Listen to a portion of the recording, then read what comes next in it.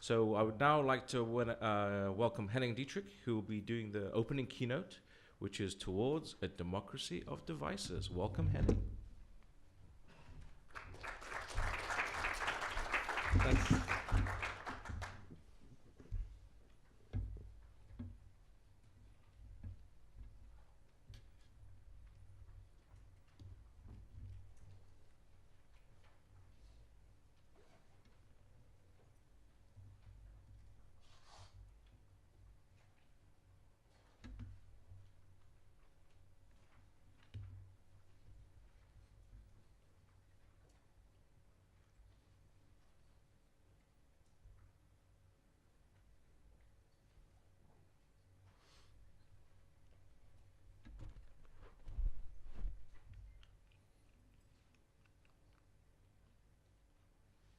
Okay, so I'm Henning Deitrich. I'm from IBM. I'm working blockchain stuff there, different pretty deep technical things. And for this talk, though, I'm trying to give a primer in a non-technical way, shunning all the stuff that we're actually juicing each other with in the workshops, for example, and try to give a good idea what this really means. Smart cities, smart contracts, blockchain, and some other buzzwords that you might have heard. Thanks a lot for having us. Hong Kong was really fascinating. This is a bit of a flying circus, the workshops that we're having here, and I can say that being here in Hong Kong is no less impressive than being at Stanford or London. I'm really so positively surprised, and there's great hospitality extended here to us. Thank you a lot for that. So if we talk about smart cities, then maybe it's good to start the conversation from the goals. Who are the smart citizens that we're actually building for, and what is smart here? How do we ground the possibilities of technology with what people actually want and need to lead better lives? To me, cities actually have something scary, always. All the windows, and these are windows in Berlin, or it could be in Berlin, where I come from, they scare me. Who lives behind those windows? Is there even anybody living there? Isn't there enough space even on the streets if everybody would come out of the houses and be in the street at the same time? And am I the only one asking that question, or is that coming from something that's not even personal and that many people might be sharing? I was born in Berlin when it was actually quite empty because of the Cold War. Many people had left because it was dangerous. And from my father's side, I'm a first-generation urban citizen. My father was a soldier's son, and his father was the son of the baker in a little village. And life is very different in a small village. You know people.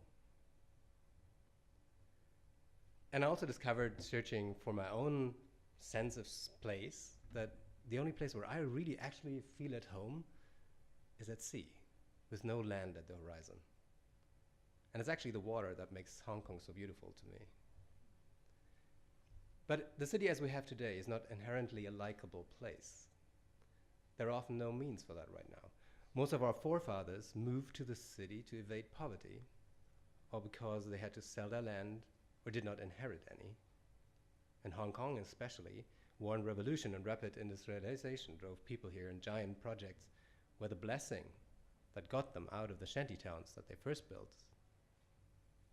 But we are not far removed from a life form in the city where it was all about surviving. And that's what city life often looks like. That people may not know what they miss doesn't really make it less of a loss. I never lived in a village. That we are in a rat race, that we never have time, that we miss something, that something is off. I hear that sentiment shared quite often. What I find missing in cities is usually the sense of place. And Hong Kong is almost an exception here because of the water and the hills. It is way more defined by nature than most cities. But often everything in a city is fabricated, not grown. Sometimes you don't see anything other than man-made that could be anywhere on the globe. Everything outgrow of an investment decision or government planning or corporate design. People are deprived of the expression of what they shape their environment into. Instead, it is being shaped for them, and concrete resists tempering. The cities we build are man-made, but are they made for men? There's one very strong exception to me with that lack of place in cities, and that's the Athens Acropolis. This for me is really a place. Standing up there, you have this very strong sense of place.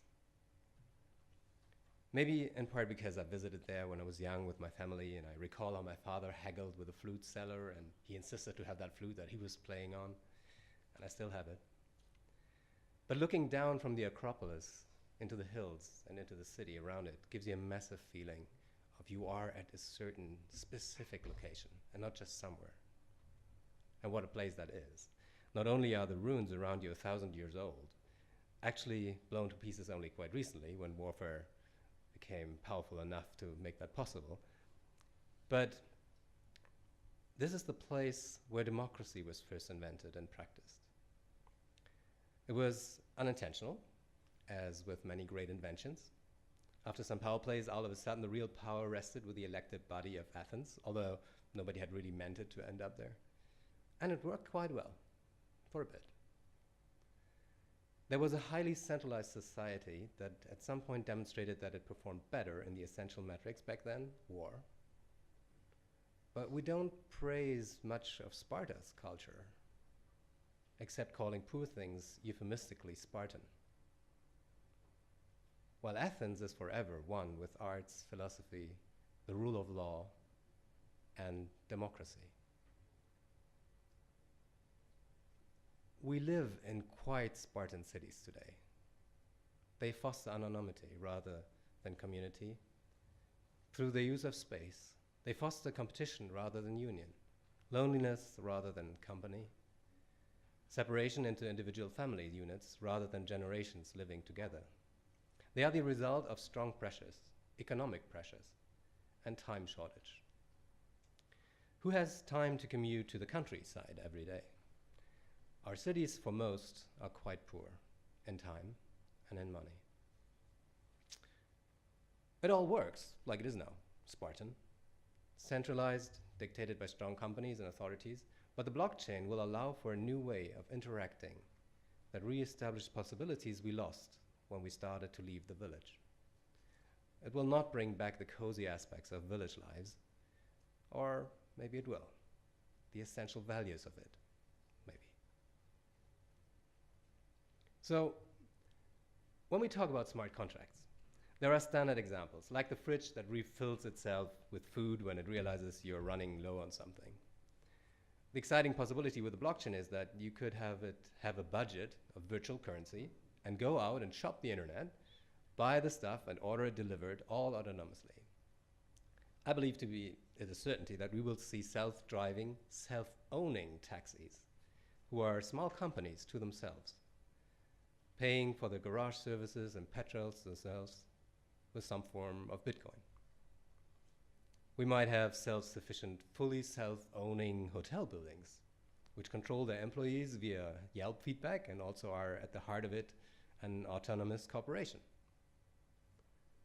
And who then owns machines that no one owns? Maybe the profits will continue to concentrate in a few. Maybe they will be understood as common goods. Future traffic systems, superhighways, automatic vehicles, air lanes, we will see superhighways and drones traffics on invisible lanes zipping through the skies. And smart contracts will also play an enormous role to help negotiating rights of way for drones, for example, in real time, but also fares and what roads to build in the first place. We might see the personalized ads from Minority Report as huge as Blade Runner. Information can save lives, literally. Medical records, access controlled by the patient, but accessible from anywhere, will soon be viewed as indispensable as hygiene. And all this will shape how cities will look in the future. But that is not enough. So imagine two people making love. And they're quite ecstatic. And they want to come together because they feel that increases the likeliness to have a child. Now, usually that story is told as the story of two generals wanting to raid a city together. And I guess that's less controversial, so I tell that in that way, which says a lot about our condition of human culture. Can we get smart and make love, maybe? Not war. Can we all progress? Can we prosper? Can smart contracts help with that? But so it doesn't get embarrassing, I'll switch to those generals. Instead of making up a scenario where one of the lovers proposes being ready and whispers to the other but isn't sure if the other heard it or is just incapable of answering, and so the answer is demanded again, but it comes so silently that our lover is not sure what it meant and asks again, and now it gets annoying already and it's all over. And the point here is it's not easy to reach consensus. And it's really a blessing. Humans can look each other into the eyes and understand that they were understood. But computers don't have that. When two communicate, they can never know if the other got the message, or the message was maybe lost, or the other side crashed and rebooted blanks since sending an acknowledgement. Every acknowledgement of a message could also get lost, and this becomes a vicious circle from which, for computers, there's no escaping. They can, in fact, never know with any certainty that at any point in time they're truly in sync with another computer. There are only probabilities, and that's a very hard problem. It's called the Byzantine generals problem, and it plagues every distributed system. Many approaches have been designed and have been successful in tackling it, but it cannot be solved once and for all. Like quantum physics, once you have more than two processes, everything becomes a science of probability rather than solid facts. And that is massively at odds with what you expect from computers. Now, it's quite interesting that it's not called the lover's problem, because in a way, loving and knowing each other is the way to overcome the existential notion that every man is an island. Computers will always fail at that. But now, there's the blockchain. And that comes pretty close. I believe we stand in front of something huge. It's so big we can't really see it, way bigger than the technological trick that makes it possible. It's hard to comprehend in two ways. For one, for its consequences that we will benefit to try to envision. And second, for its technical basics, where there are many misunderstandings around. And these misunderstandings are far spread and create an echo chamber. People try to get oriented, get wrong facts, get irritated, and there's no central authority to educate people. It's a very democratic process, very free and malleable, and everybody's entitled to have an opinion. So there's no one to call the quarks out, because anyone shooting could be a quark himself. There are few reputations established in this domain. Efforts like blockchain workshop, COALA, and collaborations with academic research universities are trying to change that. There are derivative reputations where a big brand like IBM steps in the game and you hope the stuff they are saying and writing by their smart guys is something you can rely on. IBM is famous for infighting, though. People protect their turf. People like to shoot messengers you don't know, you can trust. So what do you do? Process it all yourself? And by the way, that's exactly how the blockchain works. The blockchain doesn't solve the hen and egg problem itself, but the blockchain introduces something as we call trustless. That means no one can bullshit you, and everyone else makes sure in passing that you can't get fooled. This works only with hard facts that you can express digitally, like money, digitally signed deeds, contracts, goods, certificates. And all that while no one has to trust anybody else's words. And the trick is very simple.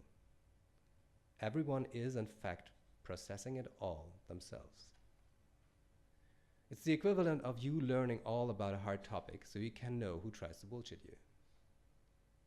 It's the least economic way to compute anything. All computers in your network in a blockchain do the exact same instead of complementing each other in a shared workload.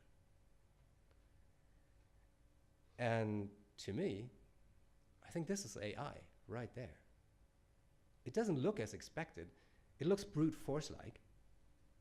But the blockchain, for hard facts, make it impossible for anyone to fool you because you simply check every last bit of what the claim is by computing everything exactly the same way.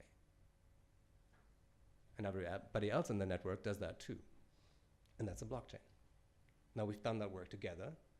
We've synchronized our brains. And right in this moment, I'm proposing a logical conclusion step by step. And you, like another computer, process them and convince yourself that, in fact, the logic behind it is true. And then after me, the next speaker comes and proposes the next block of knowledge. Some transactions of insight. So that metaphor sounds surprisingly social then, right? It doesn't really feel trustless, but very communicative. But it also is really trustless in the sense that you aren't asked to believe my logic, but I have to make the case by laying out the building blocks. Now the blockchain has one big advantage. While rhetorics might be deceiving, the calculations in a blockchain are exact. There are no two opinions. Well, actually, there are no two opinions about the logic. The nodes of blockchains can't be fooled about basic math. 1 and 1 is 2. But if one node insists 1 and 1 was 4, well, the result of that would simply be it would be ignored by all the other nodes. It kicks itself out of what's called the consensus. So every node checks what 1 and 1 is and finds it's 2. And they disregard whatever was proposed based on the assumption that 1 and 1 was 3. So here the analogy with human beings fails. The blockchain is based on math. And there's no additional type of green that could be debated. However, what can happen is that the network fails and some nodes start talking among themselves, only over here, and some others over there, and they don't even realize the community has split. And that also ends the consensus among them. The one group will have consensus about what the truth is among themselves, and the other group hasn't even heard what they debated over in the other corner. Now, that can always happen. That's a huge problem. And we are in the middle of hot research this year of what to do there. There are accepted ways to do it now. Bitcoin proposed an ingenious way, and that's what makes it a success. But it's far from a perfect solution. In fact, it can lead to very poor results sometimes. And I won't go deeper at this point, but I will say that there are problems that are not solved yet. And I have yet to be convinced of an approach that will work. I've also been in situations where that is regarded an implementation detail. Well, it isn't. That's like saying we really know we want fusion reactions to solve our energy challenges. And we have the smartest minds working in it, so it will happen soon, since a couple of decades. But while there's overreach, let's look at what we have and why I think this could be called AI. There's the term AI effect, and it means that we have this ungrateful habit of denying anything the label of AI that actually exists. We feel we'd know AI if we met it, but nothing we have now passes that test. And what is really playing out is that there's a bias that AI is science fiction, and nothing that really exists could possibly also be science fiction, right? But I think it's important to appreciate the rainbow shine of CDs and the blue glow of a reactor bath. This stuff really looks and works like you thought it should. Science fiction come real. And I think that's not celebrated enough. And what we have here with the blockchain is something that would have been impossible to achieve only 10 years ago. Computers were just not fast enough, at least consumer computers. The concept is inherently wasteful, which means it will only get stronger while computers keep getting more powerful. And we just didn't have the hardware to run it earlier. So while it could have been invented earlier, it would not have been possible to run it. It's not like a melody that could have been invented and sung at any time in the history of mankind. It's really only right now. But the heart of the matter is what we see here is an emergent feature, and one that is modeled pretty closely on how human brains work. Not one brain, but many brains in concert, and who thinks you could grow up to be sane-minded without the social fabric of other minds around you. It has been tried. The children died. So this network of electronic processors, the blockchain, mimics something else that we expected to create intelligence. It doesn't deal with becoming the self-aware single brain. It apes the way we synchronize with our environment, the minds around us. And from that, we don't get self-awareness as holy grail, but we get something else. So let's play chess. What would we logically come to expect what we should get when we successfully model one special aspect of the mind, namely the way how it checks if it's being told the truth or not? That part where you think something through yourself to find if you agree. And again, you might lose the picture now because it seems so simple. But that is what the blockchain is, and it is new. IBM mainframes and space shuttles did something similar, but they were more or less just constantly second-guessing themselves, not controlling what someone else fed them. In the blockchain, that is what happens. It controls if it is told the truth. Now, what you get is something that can't be fooled, paired with the exactitude of a computer that knows basically only zeros and ones, and not ever 1.5, and that is important. We as human beings usually talk about interesting things, or try to. Computers are bookkeepers. And the AI we're talking about here is not the philosophical self-aware type, but it is one that can't be fooled. And good for finance. Boring content, but unfoolable. That's that. You get a computer that is still primitive in what it can do, but it cannot be fed wrong information. That is actually mind-boggling, and is about to put a lot of professions out of business if that is leveraged for commerce, just like the internet revolutionized the media industry. So the blockchain is a method to get computers to agree.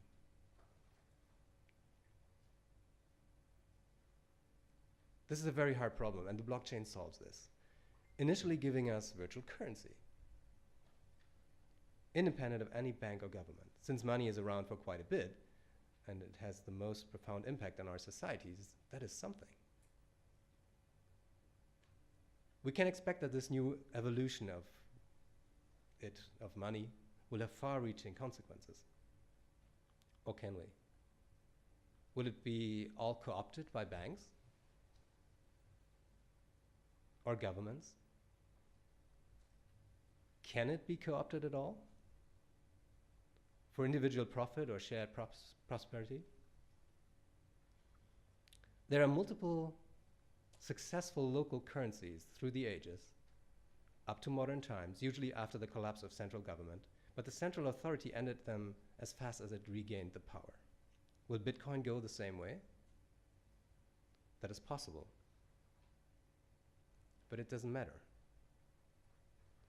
Because the automatic intelligence we have found in its basic principles is useful for many things in commerce beyond payment and cryptocurrency.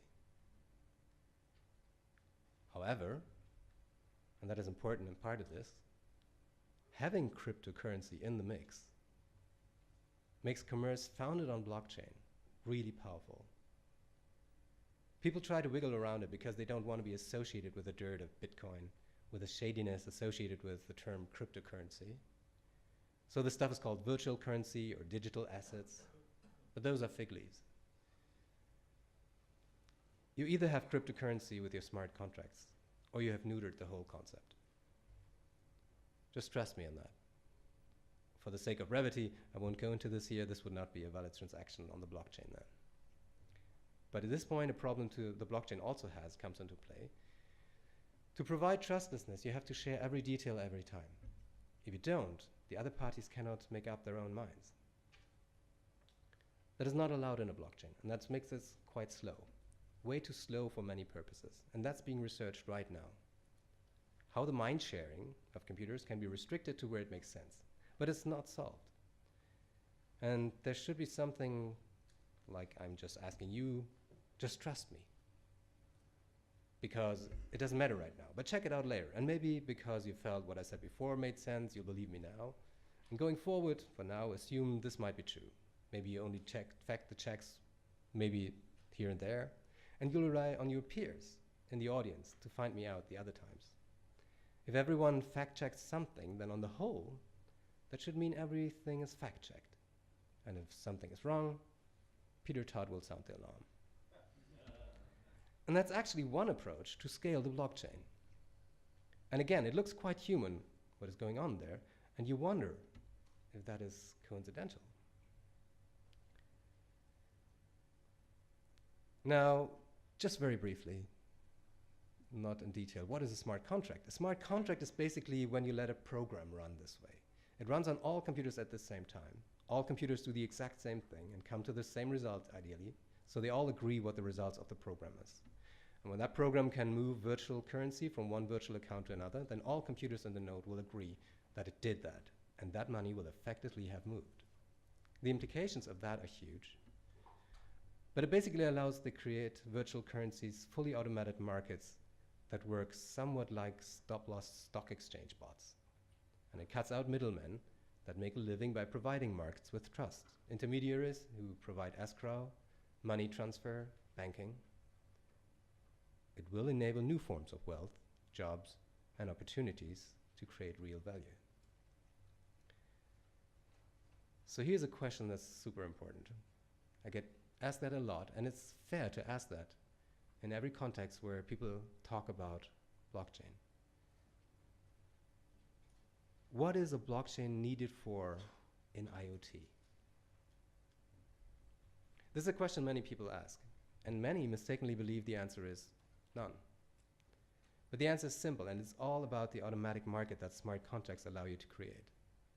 Because what this allows us is fully automated commerce between entities that cannot trust each other without a middleman who does.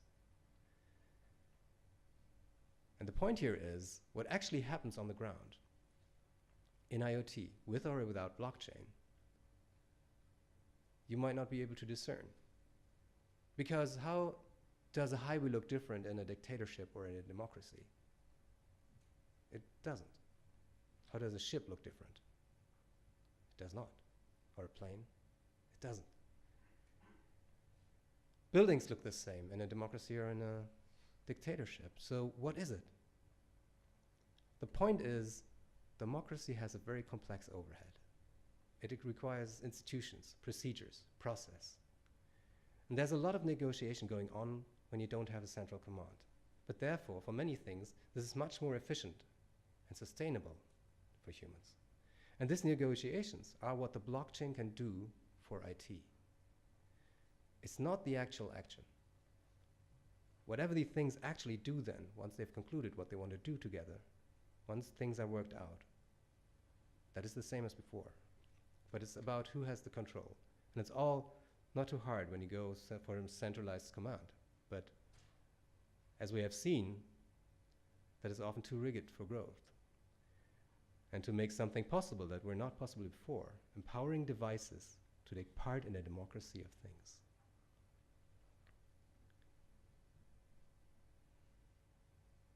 And why would we want that?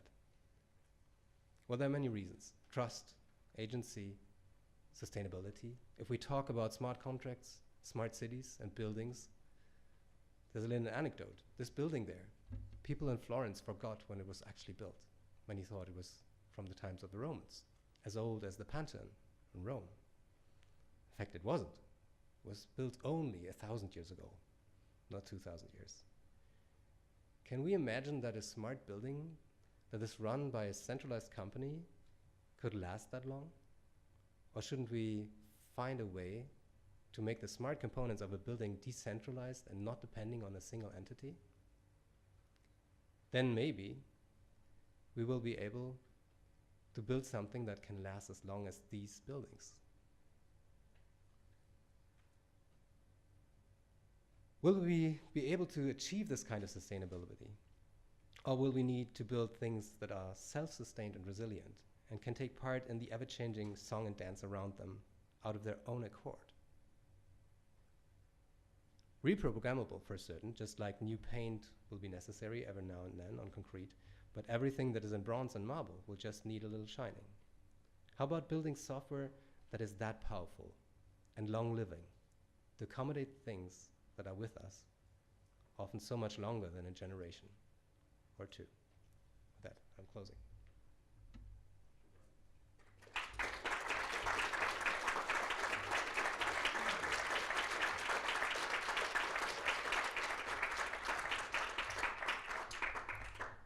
Thank you, Henning. That was beautiful. Can I ask you to remain on stage because we're moving right? That was. I'm speechless. Not often I'm speechless, but that was one of them. Thank you very much for that.